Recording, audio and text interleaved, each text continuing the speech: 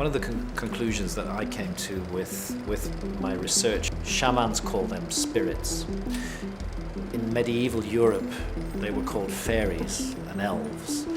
And in modern society, I would suggest they're called aliens. Why this interest in the bottom of the world? Nobody living down there. I tell you one reason they're interested. It's by far the most valuable and important place left in the world for science. Have you ever heard of Operation Highjump? No. Dude, What's it's Operation crazy. Highjump? What does that mean? You've never heard this? No. It's the greatest story ever, bro.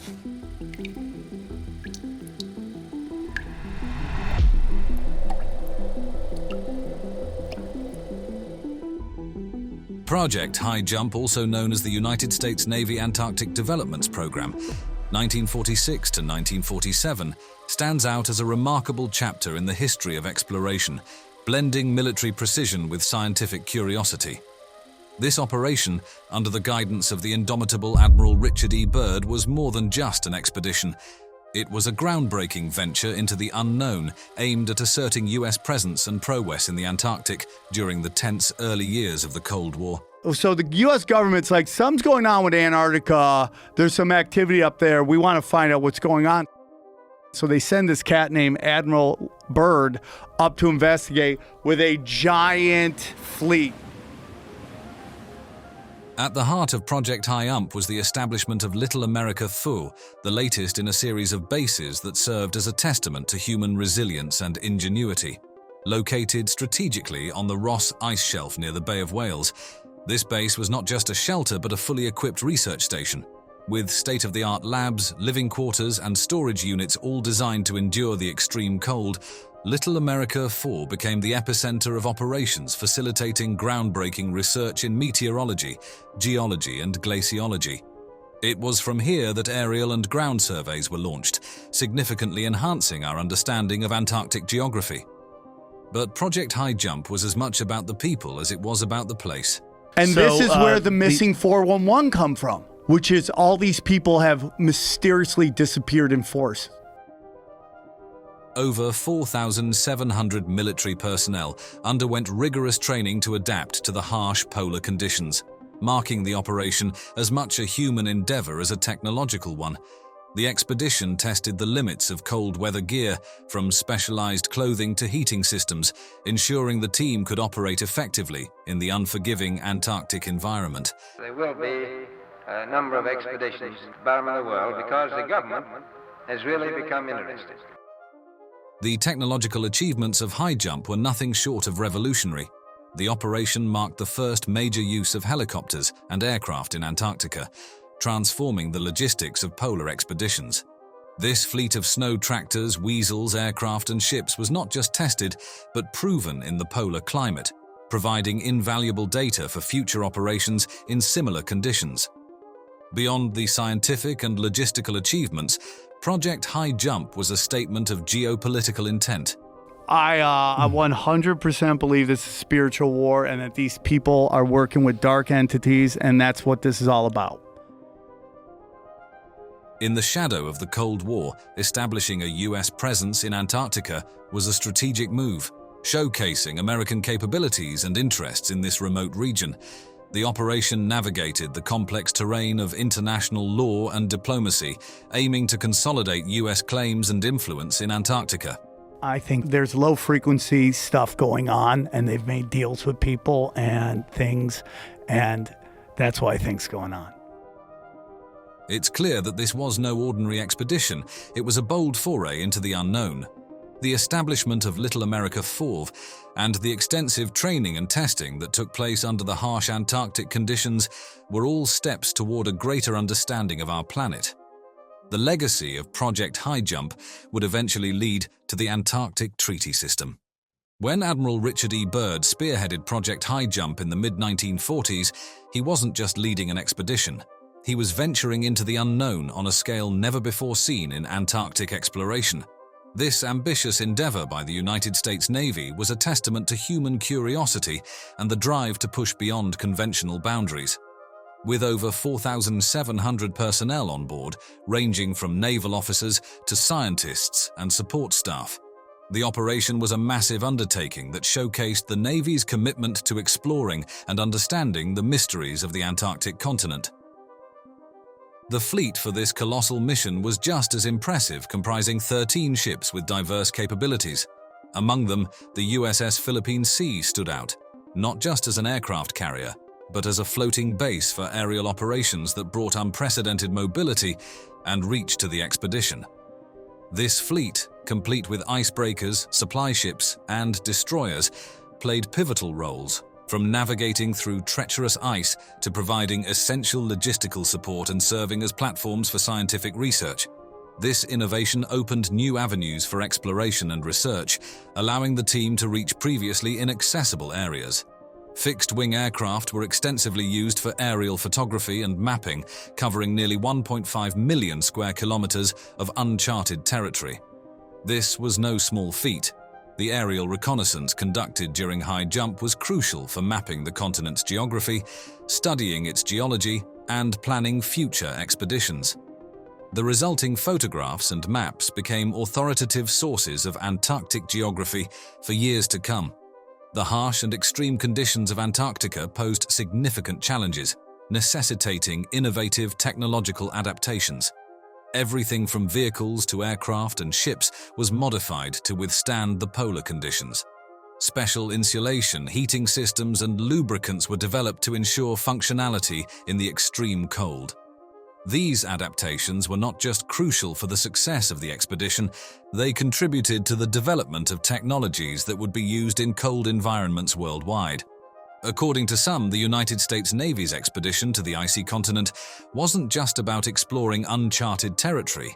It was a covert operation to uncover something much more extraordinary: exotic technologies or evidence of ancient civilizations buried beneath the ice. The story goes a bit like this. Tucked away in the vast frozen landscapes of Antarctica, there might have been remnants of an advanced ancient civilization, or perhaps even a crashed alien spacecraft. Imagine that, hidden bases or technology from other worlds right here on Earth, lying in wait under the ice. This theory plays into the idea that such discoveries could explain the rapid technological advancements of the period. Maybe, just maybe, the team behind Project Highjump was on the brink of uncovering secrets akin to those of Atlantis or other legendary lands, secrets that could rewrite our understanding of history and science. But let's take a step back and sift through the layers of this captivating story. When we dive into the official records and facts from the expedition, a different picture emerges, one rooted firmly in the realm of scientific exploration and research. There's no denying the operation was ambitious and groundbreaking, but its achievements lie in the contributions it made to our understanding of the Antarctic region, not in unearthing ancient tech or alien relics. Now, one of the most intriguing conspiracy theories that's been swirling around for decades, the idea that Project Highjump was actually a secret mission to uncover a German base hidden deep in the icy expanses of Antarctica.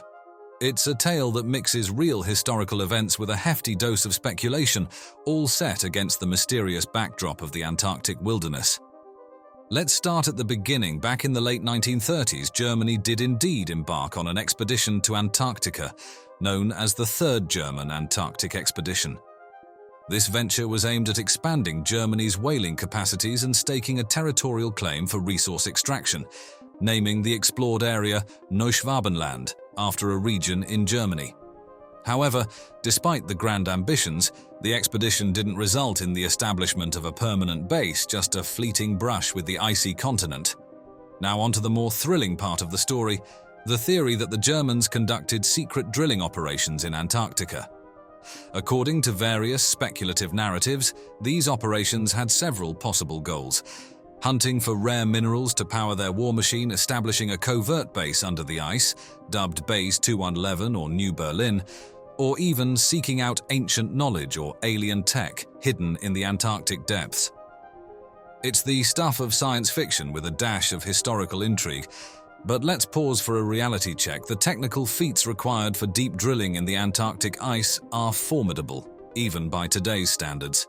Considering the technology available in the 1930s and 1940s, The idea that they could have pulled off such a feat is highly improbable.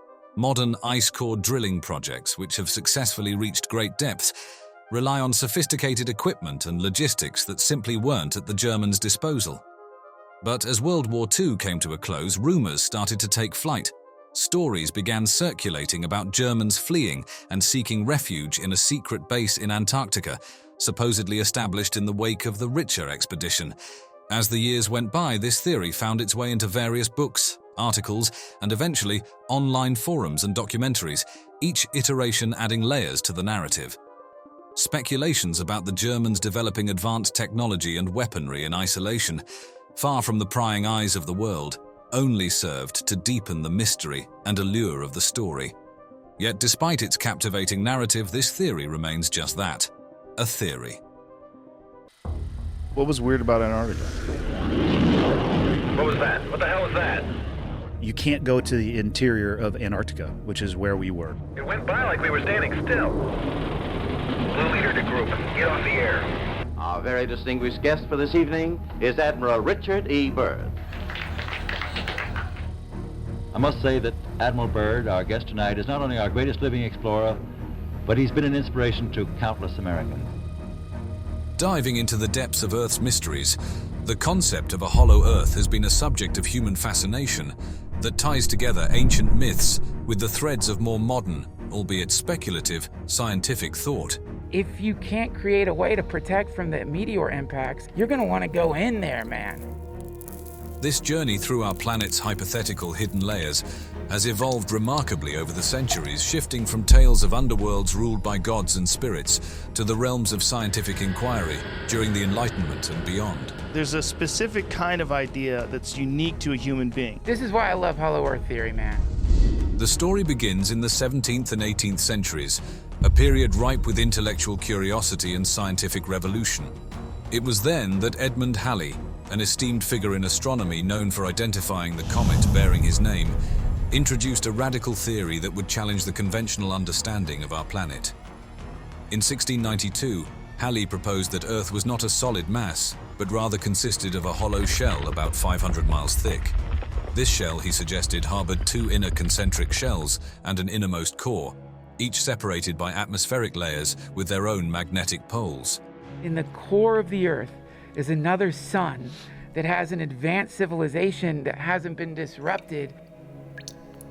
Halley's hypothesis aimed to explain the magnetic anomalies that baffled scientists of his time, suggesting these hidden layers each had their own magnetic field. Halley's groundbreaking proposal, though lacking in empirical evidence, marked a pivotal departure from previous notions of Earth's composition and laid the foundation for future speculative exploration into the planet's inner mysteries. His ideas, born out of observations of magnetic variance, opened the door to a world of possibilities that would captivate the minds of future generations. As we journey into the 19th century, the Hollow Earth theory found a new champion in John Cleves Symmes Jr., an American Army officer whose vision took Halley's concepts to new heights. Symmes passionately advocated for a model of the Earth that featured not just concentric layers, but large navigable holes at the poles, later dubbed Symmes holes, acting as gateways to the world beneath. According to Symmes, these openings led to habitable lands rich with unknown species and civilizations. If the idea is like, yeah, humans have been on the planet for a long time, this is why I love Hollow Earth theory. A concept that stirred the imagination of many. Dedicated to his theory, Symmes spent his life promoting the idea through lectures, writings, and the pursuit of an expedition to the North Pole to prove his claims. Despite his fervor, Symmes's ideas were largely dismissed by the scientific community of his time as too fanciful, and his hoped-for expedition never came to fruition. Yet his advocacy for a hollow Earth added a significant chapter to the story of human curiosity, propelling the quest to understand the unknown depths of our planet into the realm of popular imagination and speculative science. Digging deeper into the world of hollow Earth theories, two ideas particularly spark the imagination. Imagine, if you will, a realm beneath the icy expanse of Antarctica, illuminated not by the familiar light of our sun, but by a central sun of its own. This is not the cold, dark void you might expect to find under the Earth's crust, but a vibrant, hidden world teeming with life. This central sun, a concept at the heart of many hollow Earth theories, is said to cast a perpetual glow, creating conditions that are nothing short of miraculous when compared to the frosty Antarctic surface we're familiar with. Picture vast, unexplored forests and expansive landscapes under a never-setting sun, where diverse species flourish in a climate that's both temperate and inviting. Unlike the harsh sun that scorches the surface world, this inner sun is gentler, less intense, providing just the right amount of warmth and light to sustain an ideal, Eden-like environment for its inhabitants. The nature of this luminous body at the core of the Earth is a subject of much speculation among believers. Some suggest it's a smaller, dense core emitting its own unique form of radiant energy, perhaps through processes unknown or unimagined by surface-dwelling scientists. Could it be nuclear reactions unlike any we understand? Or is it something even more mysterious? The theories vary widely, but the idea of a central sun remains a captivating notion. Now, there is an interesting story of Admiral Richard E. Byrd, a figure whose real-life adventures read like the pages of a high-stakes thriller, but it's his alleged secret diary that really takes the cake. Picture this: an American explorer and naval officer, already famed for his daring expeditions to the ends of the Earth, supposedly uncovers a hidden world right beneath our feet, according to diary entries that have sparked endless fascination. Byrd is no stranger to the record books, having flown over the North Pole in 1926 and the South Pole in 1929. These feats alone cemented his place in history, but it's what supposedly happened in 1947 that really stirs the pot. The story goes that during a flight over the North Pole, and later over the South Pole, Byrd stumbled upon an entrance leading to an inner Earth, a concept straight out of a science fiction novel.